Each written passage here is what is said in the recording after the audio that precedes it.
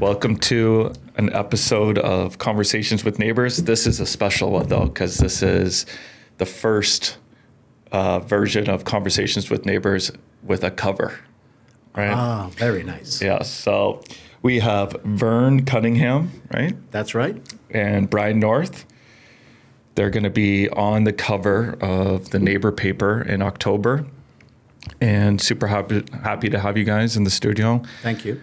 And we'll just we'll dive right in. I know I have a couple notes. I try to try not to dive in too deep because I take this time to learn about the individual. So, but Vern is Aurora Citizen of the Year. Is that this year? Yes, that's correct. Congratulations on that. And Brian is former Citizen of the Year and has also received the Ontario Medal for Good Citizenship. Mm-hmm. That's also correct. Mm-hmm. Mm-hmm. Both connected to the wind phone. Yes. Both Brian and I are building it in my garage for Oasis Bereavement in Newmarket. Okay. And both a part of the Aurora Whiskey Society? Yes. Both founding members of the Aurora Whiskey Society. Okay, so let's start with where the photo is going to be, which is the wind phone. Uh-huh. If you could just tell me more about that. What's it about? What made you want to build it for here, and kind of some background on that? Well, wind phone's been around for a number of years. It started in Japan, where there was a Japanese gentleman that spoke to his cousin every week, and the cousin passed away. And he felt tremendous loss because he wasn't able to speak to the cousin. They were very close. So what happened, he came up with this concept of a wind phone, to have like a phone booth with a bench next to it, so he could go there and sit on the bench, and when he wanted to talk to his cousin, could get up and pick up the phone and talk to them. And I think the rationale behind that is the fact that we're all used to picking up a phone and speaking into it. We're not used to sitting on a bench and talking to the air. So conceptually, it's an easy thing, and it's working quite well. It's being used in Canada, I think, in about 6 to a dozen different cities. In the United States, it's gaining traction as well. Obviously, Japan, because that's where it came from. Beyond that, I don't know. But I know that the Oasis people in Newmarket have received one email at least from a group in Philadelphia in the United States that wanted some information on how to build it. So we're very proud of that. We put a lot of love into it, and because it's a charity, we do it for a charitable receipt, not for remuneration. So it's win-win for everybody. Yeah, it seems like a great idea. So what's the Oasis? Oasis Bereavement Group was started by two ladies in Newmarket after a loss of a child in the family, and they wanted to set up an organization where you could go to there and they could point the way or the place for you to go to get assistance when you're grieving the loss of a loved one. So that's how they started, and they seem to be doing reasonably well. And so someone had reached out to them about the concept of the wind phone and putting it on their radar? Is that how did it come? I don't know. I think they saw it somewhere and they thought it was a great idea. And the person spearheading it is a lady called Juliet Irish, who used to be the executive director of Doan House Hospice in Newmarket. And they asked her to see what she could do to get it into all the municipalities in York Region, which is their goal. Yep. And I knew Juliet because the company I had in Aurora, we donated annually to Doan House at that time. So there was kind of a loose association, but she's a neighbor of a good friend of mine. So she came up to me one day and said, Vern, she said, I want to put this wind phone in Aurora, but I don't have any contacts at the City Hall. Can you introduce me to someone? So I did that, and then she was going on her way. And then she came to me about a week later, and she says, Vern, I got a problem. The gentleman that was going to build this wind phone took sick and can't build it, and we have to deliver one to Keswick at the beginning of December. So she thought we could do it through the wood shop at the Aurora Senior Center, but it was closed down. And also from discussions with her, it wouldn't be a good location because they wanted it out of cedar and they wanted it stained and so on. So I said, okay, I'll do it for you. I have a good friend that is very capable and competent, and Brian and I will build it for you. So now we've built 3 of them, and we've got 2 more probably at 50%. They're made out of tongue and groove cedar, stained a nice dark color, and they're mounted on a 4x4 post. 4 more, don't we? Pardon? 4 more. Yeah. Well, they keep growing. Yeah. No, but there's 4 more almost ready to go. Yeah. Okay. So, and we want a spare one too, because we're concerned with if anything goes wrong, either a strong storm or something, and it gets damaged, then we can put the replacement in place and then take the other one out and repair it. So Yeah. we want to make sure the continuity is there. And we've had a lot of positive feedback on it because, again, a lot of people, you tell them what it is and it doesn't click in.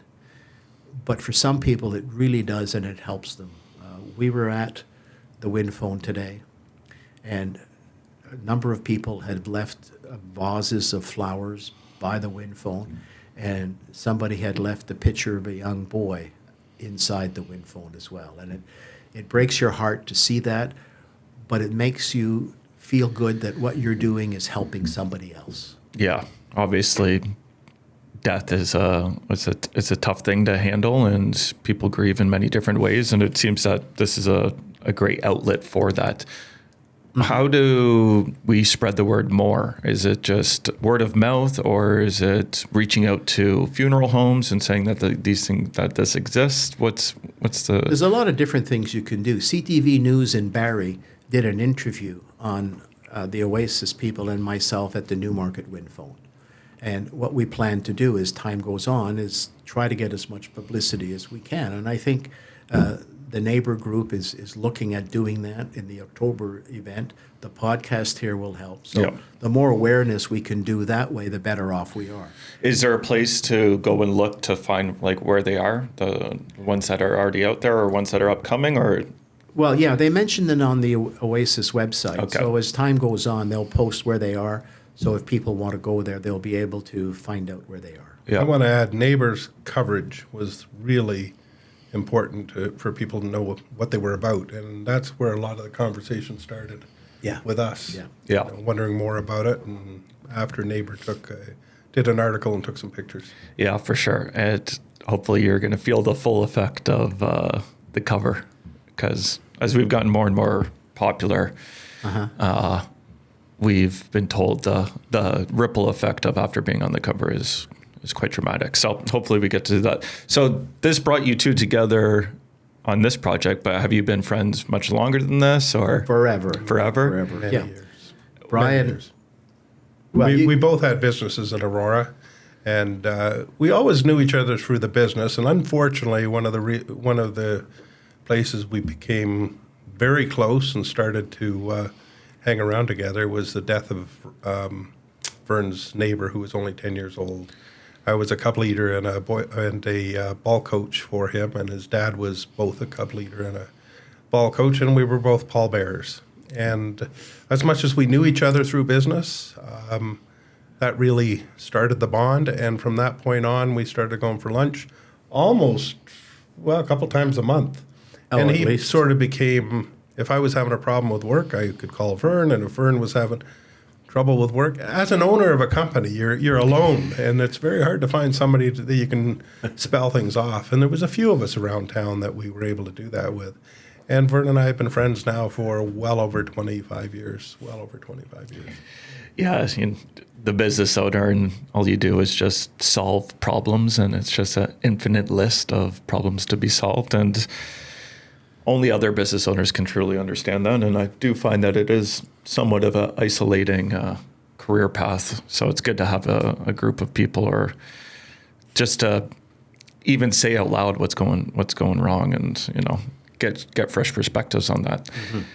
So 20 years of friendship. And when did the Whiskey Society? 2017, May 2017, Vern and his neighbor Keith Scott, decided to have a bit of a party, and Vern invited 4 of his friends, and Keith invited 4 of his friends, and we were going to try whiskey. Now, I got to tell you, I wasn't a whiskey drinker. Okay, that was my next question. I would drink rye. Rye used to be a drink of choice when I needed a drink, or wanted a drink. But I really wasn't a whiskey drinker. He's turning me into a whiskey drinker. Yeah. So we started off with just the group of us, and we had a fabulous evening sampling different whiskeys and learning about them.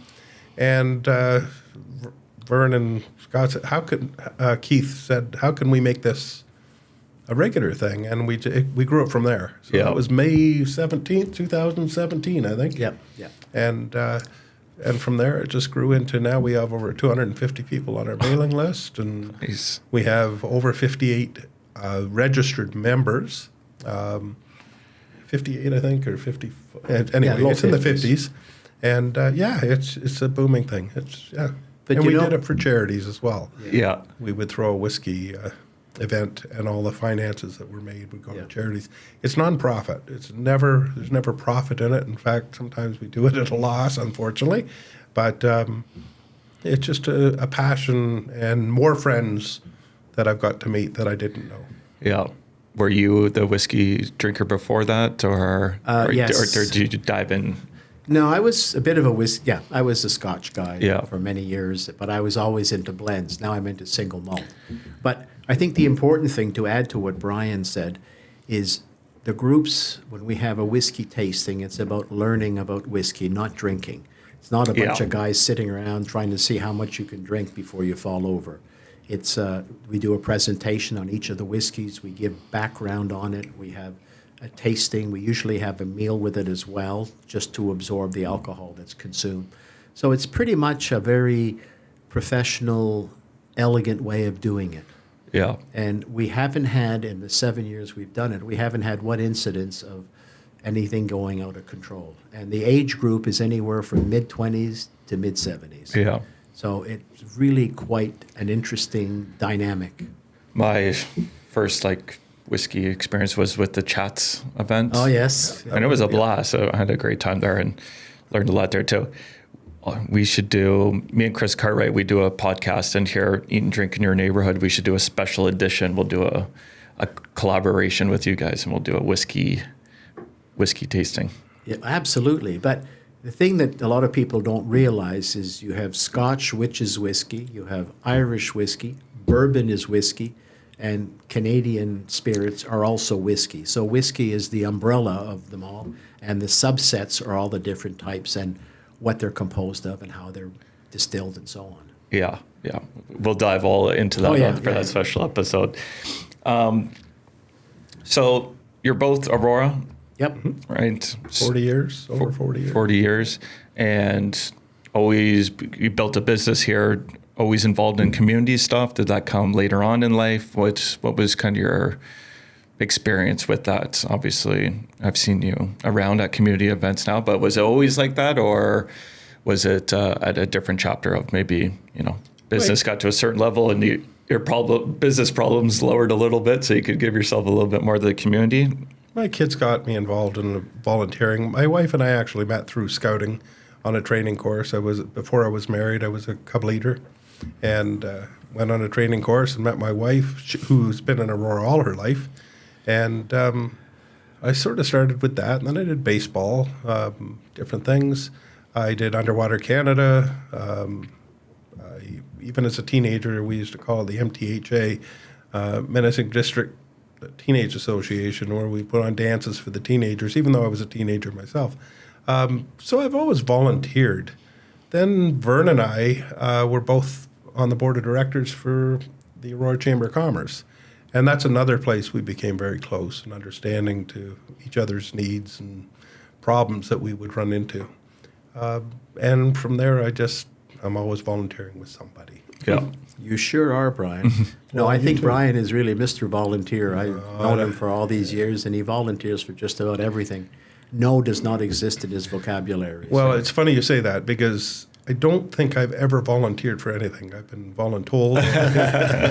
I have some fabulous people in my life who I give a lot of credit to. Rosalind Gonzalez, Steve Hinder, who you know very well, who got me involved in things that I probably wouldn't have got involved with if they didn't ask. And I don't think I'm involved with anything that I just said, hey, I want to do that. I think it's always somebody said, hey, could you help us out here? And that's how it started. And I've loved it. Yeah. I've loved it. I've met some of the greatest people. All my friends, 99% of my friends are through volunteering. Yeah. How about yourself? Yeah, what he said. Yeah. No, generally, I was never really that big in volunteering. When I had the company, we employed people with special needs to do certain tasks that lended themselves to that. So we had a number of people from L'Arche Daybreak in our company. We had a gentleman from Carey's Place as well, and we donated to Doan House on an annual basis. So that was the extent of it, and also through the commitment I had with the Aurora Board of Trade. So, when you're running a company, you don't have a lot of time. Most of it started for me when I retired in 2012. Then I had the available time, and I could start doing things that needed to be done. Yeah. Vern was another guy who got me involved with Summer Company, for instance, through York Region. He was mentoring students in the summer for Summer Company and said, why don't you come? We could use your help. And so we did that for quite a few years, didn't we? We did. Through the York Region. And it was nice. It was nice to see kids that are still at school trying to start a company in the summertime without a lot of knowledge of how business works and so on. So we tried to encourage them through positive approaches to things, not dumping on them because they weren't as successful as they thought they should be. So we were there to create confidence in them, not to knock them down because they didn't become a millionaire in the summer. That's tough for young people, though. And you want everything all at once, fast. Oh, yeah, you do. But you know what? The experience we give as mentors is to let them know that failure is never something that is whether you've done $1 million in a month or not. It is giving up more so than anything else. That's a failure, giving up. But slogging through it and doing the best you can, very commendable. Yeah, that's where all the learnings are too. Pretty Just much. going through it. Yeah, yeah. It's really the process, not the end result. Yes. That's the key to it. Okay. The Citizens of the Year. Mm-hmm. How does that come about? So you get nominated, then it goes to a vote. I'm not educated on how Citizen of the Year, but I'm sitting here in front of two Citizens of the Year. So, what is the process of that? So, do you know that someone's going to nominate you, or do you just show up on the list and you're like, oh my goodness? Pretty much, oh my goodness. It's a surprise when you get the Citizen of the Year. It was definitely a surprise. I had no idea, and funny enough, Vern and Stuart McLaren from Almac and Bears, the two of them got me there. They didn't know how to get me to this event, and they orchestrated this for weeks. And I show up at this thing, and they said, where's your jacket? I don't need a jacket. They're not going to call us up for what they had all this planned. I was in sloppy clothes. I had been working in the shop all day. We went for dinner first. I had no idea. And I'm sitting there, and it's quiet, and, people are coming in, and I'm saying hi to people and seeing people I know, and all of a sudden I turn around and I see like my aunt coming down from Woodland Beach and people, and I'm thinking, what the heck is going on? And it clicked. It was amazing. It was an amazing surprise. It was a highlight of a person's life. Yeah. But you don't know you're being nominated. Vern didn't know he was being nominated. And it's hard to keep quiet because I was a bit involved with his nomination. And it's hard to keep quiet for weeks before when they do say, okay, he's won. But it goes to a committee led by the mayor. And basically they choose who is going to be the Citizen of the Year. Wonderful. Mm-hmm. That's wonderful. And then you have received the Ontario Medal for Good Citizenship. So this is the provincial version of that, or? I got both the provincial and the Canadian. Oh. I got them both from the Lieutenant Governor General and the Governor General. I've got both. Wow. I was very honored. And again, somebody nominated me who I didn't expect. I had no idea who nominated me. And what an honor. It was truly an honor to, humbling, but yeah, really honored to have that. It's special. Yeah, very special. Do we have any other topics to cover before we get out of here, or anything you want to say to the viewers? We'll get thousands of people to start watching this. So, well, the thing, Miles, is that we're involved, Brian and I, in many, many things.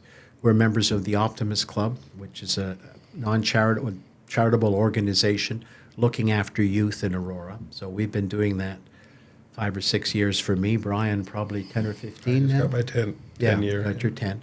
So we're involved in that. Brian is in charge of the Oddfellows Lodge here in Aurora, and I'm a member as well. And they donate, again, to either orphans or widows in the community. So they're very child-focused as well.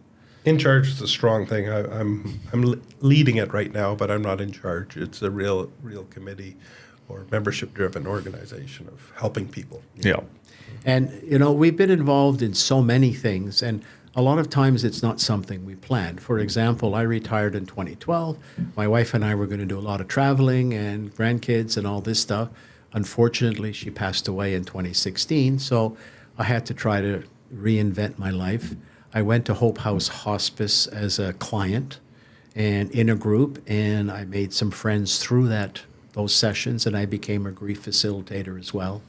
So I facilitated groups in Oak Ridges for Hope Houses for a couple years. Then COVID came along, and so things happen that way. Both Brian and I were on the board of Bereaved Families of York Region as well, and I was a grief facilitator for them too. So we get involved in things because there's a need in the community, and someone comes up to us and say, "Look, can you help us with this?" And we usually say yes. We still put plaques up. There's a memorial plaque. I don't know whether you've seen it at Machel Park, not Machel. Fleury Park. Fleury Park. By the arena. Just beside the parking lot there. And you can put a commemorative plaque up of somebody who's passed. And we still monthly take care of filling it. If somebody orders a plaque, Vern and I order them, get them made, and we install them. So we're still doing that, even though we're no longer on the board for the Bereaved Families of York Region. It's a great way to remember a loved one in Aurora. Mm-hmm. Absolutely. Well, I'm honored to have the two of you in here, and I know that we're super excited to have you on the cover, and just bring more awareness to all the great things that you are a part of. And I think it's inspiring and encouraging for others to get involved, and maybe to say yes a little bit more, and not be so quick to say no. Miles, there's one other organization that I want to mention. It's the Welcome Table at the Anglican Church. This was started by 4 religions in the Aurora area, and they feed people once a week with no charge, obviously, that have a need for it. When COVID was happening, we were doing takeout, and we were up to about 120 meals per week. So it's a very good organization. Very few people know about it. I'm a volunteer for the Welcome Table as well, and Brian has helped me from time to time for things for them. So there's a lot of good organizations that are helping the community, and getting the message out as to who they are is always a challenge. Yeah. One I should add too, only because the people are going to be watching this saying, "Why didn't you bring it up?" The church, the United Church, burned down in 2014. And shortly afterwards, I got a phone call. They put a word out to the congregation, would anybody like to help decide what we're going to do? Are we going to rebuild? Are we going to move? Are we going to sell the property? And I got a phone call saying, "Why didn't you put your name in?" And I said, "Well, there's 27 people's names I've seen on the list, and there's a lot of people who want to do it." "Well, why don't you put your name in?" I did. And of course, a couple days later, you're on the committee. We've been doing that for over 10 years now. The church isn't built yet. We've run into some issues with the church. COVID really hurt us. We had more than enough money. We couldn't do fundraising when we needed to, when it would have been easy to do fundraising, because we had more than enough money. But with COVID, everything's gone up 75, 80, 100%, doubled. And now we're building a church and we don't have the money to finish it, but we have to finish because we've gone through this process. There is a committee that I'm not involved with that are working on raising funds for that, but the church is a big part of still weekly bringing the remains up. We found the remains of 181 on the property. That's a story in itself we didn't expect to find. There was a cemetery from the early 1800s to 1869 when the new cemetery was built.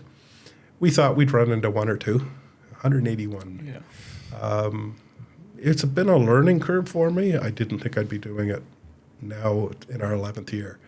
I chair the Edge Committee, but there's a group of real dedicated volunteers who worked hard to try and make it happen and to try and get us through this process. So hopefully that's going to be over in a year. Yeah. But we're ready to get through that. Yeah, ready to get it complete. Well, thank you again.